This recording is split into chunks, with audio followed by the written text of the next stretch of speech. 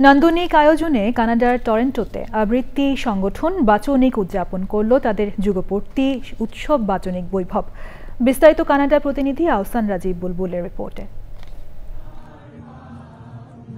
কানাডার টরন্টোর বাঙালিপাড়ার ডন অফ ডেনফোর্থ মিলনায়তন বিভিন্ন শ্রেণী পেশার মানুষের পদচারণায় ছিল মুখর।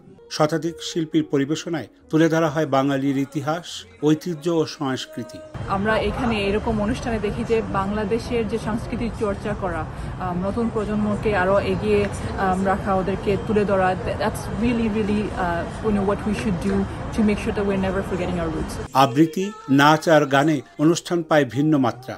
ঢোলের বোল, ধামাইল আর নানা আয়োজন উপভোগ করেন কয়েকশো সংস্কৃতি মনা দর্শক। এই বছর একটু বর্ণাঢ্যভাবে আমরা বাচনিকের যুগপূর্তি উদযাপন করেছি। খুদে আবৃত্তি শিল্পী তারা গত বছর থেকে যুক্ত হয়েছে, কিন্তু এই বছর ছিল তাদের প্রথম মঞ্চ উপস্থাপনা। এবছর সম্মাননা প্রদান করা হয় বরেণ্য আবৃত্তি শিল্পী শিমুল মুস্তফাকে। শুদ্ধ সংস্কৃতি বলতে যেটি দরকার সেটা হচ্ছে যে সংস্কৃতি চর্চা করতে হবে তো আসলে মানুষের কল্যাণে, দেশের কল্যাণে, প্রজন্মের কল্যাণে। তারা অবশ্যই যে যার মতো করে যার জায়গা থেকে চেষ্টা করে যাচ্ছে সই, এটি অবশ্যই ইতিবাচক।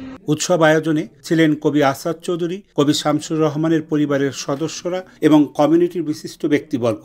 দর্শকরা বলেন, এ ধরনের আয়োজন কানাডায় বসবাসরত বাঙালির নতুন প্রজন্মকে বাংলা ভাষা, বাংলার সংস্কৃতিকে আরও ভালোবাসতে শেখাবে। কানাডা থেকে আহসান রাজীব বুলবুল, চ্যানেল আই।